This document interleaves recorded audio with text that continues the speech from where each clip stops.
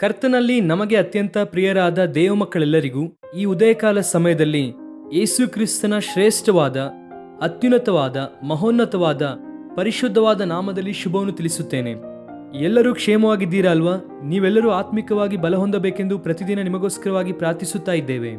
Christ worship centre ಅಲ್ಲಿ ನಾವು ಪದೇ ಪದೇ ತಿಳಿಸುವಂತ ಒಂದು ಮಾತು ಏನೆಂದರೆ, ನೀವು ಆಧ್ಯಾತ್ಮಿಕವಾಗಿ ಬಲ ಹೊಂದುವುದಾದರೆ, ಆಧ್ಯಾತ್ಮಿಕವಾಗಿ ವೃದ್ಧಿಯಾಗುವುದಾದರೆ ಎಲ್ಲ ವಿಷಯದಲ್ಲೂ ಕೂಡ ನೀವು ವೃದ್ಧಿಯಾಗುತ್ತೀರಾ. ಇದು ನಾವು ಪದೇ ಪದೇ ವಾಕ್ಯದಿಂದ ಗಮನಿಸುತ್ತಾ ಇರುವಂತಹ ಒಂದು ಸತ್ಯ. ನೀವೆಲ್ಲರೂ ಕೂಡ ಮೊಟ್ಟ ಮೊದಲನೆಯದಾಗಿ ಆಧ್ಯಾತ್ಮಿಕ ಜೀವಿತದಲ್ಲಿ ದೃಢವಾಗಿ ಇರಬೇಕು, ನಂಬಿಕೆಯ ಜೀವಿತದಲ್ಲಿ ಬಲವಾಗಿ ಇರಬೇಕು, ಪ್ರಾರ್ಥನೆಯಲ್ಲಿ ಬೆಳೆಯಬೇಕು, ಭಕ್ತಿ ಜೀವಿತದಲ್ಲಿ ಮುಂದೆ ಸಾಗಬೇಕು. ದೇವರನ್ನು ಪ್ರೀತಿಸುವಂತಹ ವಿಷಯದಲ್ಲಿ ಯಾವುದೇ ಕಾರಣಕ್ಕೂ ಕೂಡ ಹಿಂದೇಟು ಹಾಕಬಾರದು. ಇಂತಹ ಆಧ್ಯಾತ್ಮಿಕ ವಿಷಯದಲ್ಲಿ ಯಾವಾಗ ನಾವು ದೃಢವಾಗಿ ಇದ್ದು ದೇವರನ್ನು ಸೇವಿಸುತ್ತೇವೋ ಎಲ್ಲ ವಿಷಯದಲ್ಲೂ ಕೂಡ ದೇವರ ಕದಲಿಸುವಿಕೆಯನ್ನು ಹಾಗೂ ಆತನ ಆಶೀರ್ವಾದವನ್ನು ನಾವು ಅನುಭವಿಸುತ್ತೇವೆ. ಪ್ರತಿ ಭಾನುವಾರವೂ ಕೂಡ ಕ್ರೈಸ್ಟ್ ವರ್ಷಿಪ್ ಸೆಂಟರ್ ಅಲ್ಲಿ ಸಾವಿರಾರು ಜನರು ಆಯಾ ಪ್ರಾಂತ್ಯಗಳಲ್ಲಿ, ರಾಜಮಂಡ್ರಿಯಲ್ಲಿ, ದುಬೈಯಲ್ಲಿ, ವಿಜಯವಾಡದಲ್ಲಿ, ಬೆಂಗಳೂರಲ್ಲಿ ಅನೇಕ ನೂರಾರು ಕುಟುಂಬಗಳು ದೇವರನ್ನು ಆರಾಧಿಸುತ್ತಾ ಮುಂದೆ ಸಾಗುವುದಕ್ಕೆ ಕಾರಣ ಏನೆಂದರೆ, ಆಧ್ಯಾತ್ಮಿಕ ಬೆಳವಣಿಗೆಯ ವಿಷಯದಲ್ಲಿ ನಾವು ಹೆಚ್ಚಾಗಿ ಫೋಕಸ್ ಮಾಡುವಾಗ ದೇವರು ನಮ್ಮನ್ನು ಎಲ್ಲಾ ವಿಷಯದಲ್ಲೂ ಕೂಡ ಆಶೀರ್ವದಿಸುತ್ತಾರೆ. ಈ ದಿನ ದೇವರ ವಾಗ್ದಾನಕ್ಕಾಗಿ ಎದುರು ನೋಡುತ್ತಾ ಇದ್ದೀರಲ್ವಾ? 138ನೇ ಕೀರ್ತನೆ 7ನೇ ವಾಕ್ಯವನ್ನು ಓದೋಣ. Sam's 138 and verse 7. ನಾನು ಇಕ್ಕಟ್ಟಿನ ದಾರಿಯಲ್ಲಿ ನಡೆಯುವಾಗ ನನ್ನನ್ನು ಚೈತನ್ಯಗೊಳಿಸುವಿ, ನನ್ನ ಶತ್ರುಗಳ ಕೋಪಕ್ಕೆ ವಿರೋಧವಾಗಿ ನಿನ್ನ ಕೈ ಚಾಚುವಿ, ನಿನ್ನ ಬಲಗೈ ನನ್ನನ್ನು ರಕ್ಷಿಸುವುದು. ನಾನು ಇಕ್ಕಟ್ಟಿನಲ್ಲಿ ಸಿಲುಕಿಕೊಂಡಿರುವಾಗ, ಇಂಗ್ಲಿಷಲ್ಲಿ ಏನಿದೆ ಅಂದರೆ, even though I am in the midst of trouble ಎಂಬುದಾಗಿ ಉಪಯೋಗಿಸಿದ್ದಾರೆ. ಟ್ರಬಲ್ಸ್ಗಳ ಮಧ್ಯದಲ್ಲಿರುವಾಗ, ಇಕ್ಕಟ್ಟಿನ ಮಧ್ಯದಲ್ಲಿರುವಾಗ ನೀವು ನನ್ನನ್ನು ಬದುಕಿಸಿದ್ದೀರಾ ದೇವ.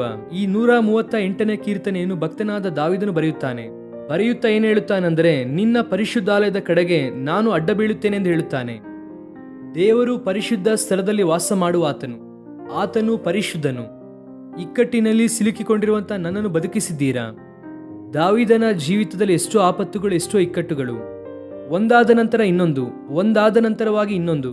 ಇದು ಸರಿಯೋಯಿತು ಎಂಬುದಾಗಿ ಭಾವಿಸುವಾಗ ಇನ್ನೊಂದು ಇಕ್ಕಟ್ಟು, ಇನ್ನೊಂದು ಆಪತ್ತು. ಅಂತಹ ಪರಿಸ್ಥಿತಿಯಲ್ಲಿ ದೇವರು ದಾವಿದನನ್ನು ಬದುಕಿಸಿದರು.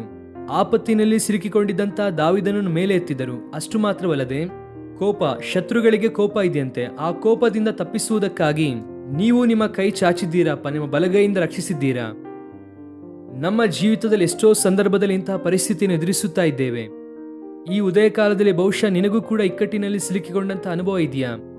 ಒಂದು ಅನಾರೋಗ್ಯದಿಂದಲೋ ಅಥವಾ ಒಂದು ಮಾನಸಿಕವಾದ ದೌರ್ಬಲ್ಯದಿಂದಲೋ, ಒಂದು ನಿಂದೆ ಅವಮಾನದಿಂದ, ನಿನ್ನ ಕಾಲೇಜಲ್ಲಾಗಿರಬಹುದು, ಕೆಲಸ ಮಾಡುತ್ತಿರುವಂತಹ ಸ್ಥಳದಲ್ಲಾಗಿರಬಹುದು, ಅನೇಕರು ಅವಮಾನಿಸುತ್ತಾ ಈ ದಿನ ಹೇಗಾದರೂ ಹಿಂಸೆಪಡಿಸಬೇಕೆಂದು, ಈ ದಿನ ಹೇಗಾದರೂ ನಿನಗೆ ನಷ್ಟಪಡಿಸಬೇಕೆಂದು ಅವರು ಪ್ರಯತ್ನಿಸುತ್ತಾ ಇದ್ದಾರೆಂಬುದಾಗಿ ನೀವು ಕೇಳುವಾಗ, ಅಯ್ಯ ನಾನು ಇಕ್ಕಟ್ಟಿನಲ್ಲಿ ಸಿಲುಕಿಕೊಂಡಿದ್ದೇನೆ ಅಯ್ಯ, ನನ್ನನ್ನು ಯಾರು ಮೇಲೆ ಎತ್ತುತ್ತಾರೆ, ನನ್ನನ್ನು ಯಾರು ಇಂತಹ ಪರಿಸ್ಥಿತಿಯಿಂದ ಬದುಕಿಸುತ್ತಾರೆ? ಆ ರೀತಿ ನೀನು ಕೇಳುತ್ತಾ ಇದ್ದರೆ ನಿನ್ನ ದೇವರು ನಿನ್ನನ್ನು ಬದುಕಿಸುತ್ತಾರೆ.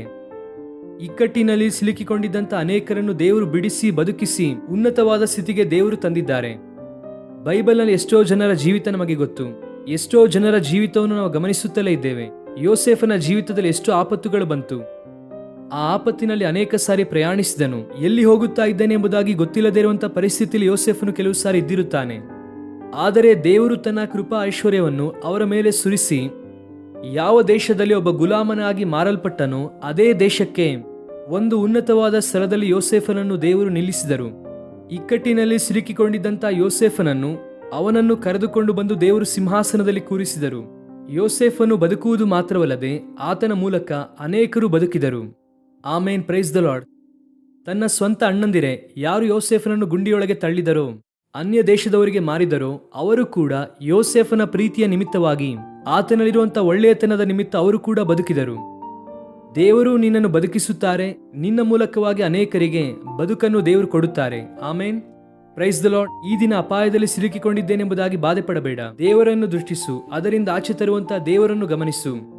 ಅದರಿಂದ ಬಿಡುಗಡೆಗೊಳಿಸುವಂತಹ ದೇವರನ್ನು ದೃಷ್ಟಿಸು. ಅಸಾಧ್ಯವನ್ನು ಸಾಧ್ಯಪಡಿಸುವಂತಹ ದೇವರ ಕಡೆಗೆ ದೃಷ್ಟಿಸು.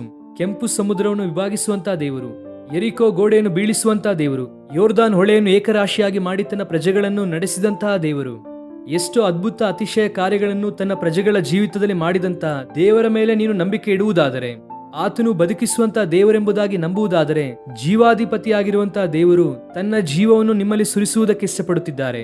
ಅಷ್ಟು ಮಾತ್ರವಲ್ಲದೆ ದೇವರ ಮಕ್ಕಳೇ, ಶತ್ರುಗಳು ನಿನ್ನ ಮೇಲೆ ಕೋಪವನ್ನು ಮಾಡಿಕೊಳ್ಳುವಾಗ ದೇವರು ತನ್ನ ಕೈಯನ್ನು ಚಾಚಿ ನಿನ್ನನ್ನು ರಕ್ಷಿಸುವಂತ ದೇವರಾಗಿದ್ದಾರೆ.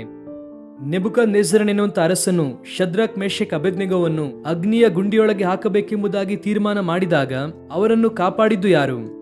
ಅವರ ಮಧ್ಯದಲ್ಲಿ 4ನೇ ವ್ಯಕ್ತಿಯಾಗಿ ಸಂಚರಿಸಿದ್ದು ಯಾರು?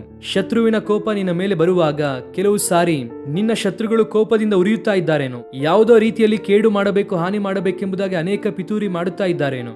ನೀನು ಭಯಪಡಬೇಕಾದ ಅವಶ್ಯಕತೆ ಇಲ್ಲ. Just look unto God, have faith on Jesus. ನೆಬೂಕದ್ನೆಚ್ಚರನೇ, ಅವನು ತಲೆ ಬಾಗುವಂತೆ ಮಾಡಿದಂತ ದೇವರು ಆತನು. ಈ ದಿನ ನಿನ್ನ ಪರವಾಗಿ ಕಾರ್ಯವನ್ನು ಮಾಡುವ ಆತನು, ಅದ್ಭುತವನ್ನು ಮಾಡುವ ಆತನು. ವಿರೋಧವಾಗಿ ನಿಂತಿರುವಂತ ದುಷ್ಟನನ್ನು, ಶತ್ರುವಿನ ಕೋಪದಿಂದ ನಿನ್ನನ್ನು ಬಿಡಿಸಿ ನಿನ್ನನ್ನು ರಕ್ಷಿಸಿ ಆತನ ಮಹಿಮೆಗೋಸ್ಕರವಾಗಿ ಉಪಯೋಗಿಸುವಂತ ನಂಬಿಗಸ್ತನಾದ ದೇವರು ನಮ್ಮ ದೇವರು. ಆತನನ್ನು ದೃಷ್ಟಿಸೋಣವ, ಕಣ್ಣು ಮುಚ್ಚಿರಿ ಪ್ರಾರ್ಥಿಸೋಣ. ನಮ್ಮ ಪ್ರೀತಿಯುಳ್ಳ ತಂದೆ, ಇಕ್ಕಟ್ಟಿನಲ್ಲಿ ಸಿಲುಕಿಕೊಂಡಿದ್ದಂತ ನಮ್ಮನ್ನು ಬದುಕಿಸಿದ್ದೀರಾ. ಶತ್ರುಗಳು ನಮ್ಮ ಮೇಲೆ ಕೋಪವನ್ನು ತೋರಿಸುವಾಗ ಅವರಿಂದ ನಮ್ಮನ್ನು ರಕ್ಷಿಸುವಂತ ದೇವರಾಗಿದ್ದೀರ, ಅದಕ್ಕಾಗಿ ನಿಮಗೆ ಸ್ತೋತ್ರ. ಈ ದಿನ ನಮ್ಮ ಪ್ರಿಯರು ಯಾರ್ಯಾರು ಅಂತಹ ಪರಿಸ್ಥಿತಿಯಲ್ಲಿ ಹೋಗುತ್ತಾ ಇದ್ದಾರೋ, ನಿಮ್ಮ ಕೃಪೆ, ನಿಮ್ಮ ದಯೆ, ನಿಮ್ಮ ಮಹಿಮೆ ಅವರ ಮೇಲೆ ಸುರಿಸಿರಿ ಅಪ್ಪ. ಅವರನ್ನು ಮೇಲೆತ್ತಿರಿ. ಅವರು ನಿಲ್ಲುವುದರ ಮೂಲಕ, ಅವರನ್ನು ನೀವು ಆಧರಿಸುವುದರ ಮೂಲಕ, ಅವರನ್ನು ನೀವು ಉದ್ಧರಿಸುವುದರ ಮೂಲಕ ಅನೇಕರು ನಿಮ್ಮ ಪ್ರೀತಿಯನ್ನು ತಿಳಿದುಕೊಳ್ಳುತ್ತಾರೆ. ಅನಾರೋಗ್ಯದಿಂದ ಯಾರು ಕರ್ತನೆ ಬಹಳ ಬಾಧೆ ಪಡುತ್ತಾ ಇದ್ದಾರೋ ಅವರನ್ನು ನೀವೇ ಸ್ವಸ್ಥಪಡಿಸಿರಿ. ವೇದನೆಯಲ್ಲಿರುವವರನ್ನು ಸಂತೈಸಿರಿ, ಅವರಿಗೆ ಬಿಡುಗಡೆ ಮಾಡಿರಿ. ನಿಮ್ಮ ಬಲವಾದ ಕೃಪೆಯಿಂದ ಅವರನ್ನು ಮೇಲೆತ್ತಿ ಬಲಪಡಿಸಿ ನಿಮ್ಮ ಮಹಿಮೆಯಿಂದ ತುಂಬಿಸಬೇಕೆಂದು ಸ್ತುತಿ ಘನ ನಿಮಗೆ ಸಲ್ಲಿಸುತ್ತಾ ಯೇಸು ಕ್ರಿಸ್ತನ ಶ್ರೇಷ್ಠವಾದ ನಾಮದಲ್ಲಿ ಬೇಡಿ ಹೊಂದಿಕೊಳ್ಳುತ್ತೇವೆ ನಮ್ಮ ತಂದೆಯೇ. ಆಮೇನ್, ಆಮೇನ್. God bless you, dear friends. Have a wonderful day.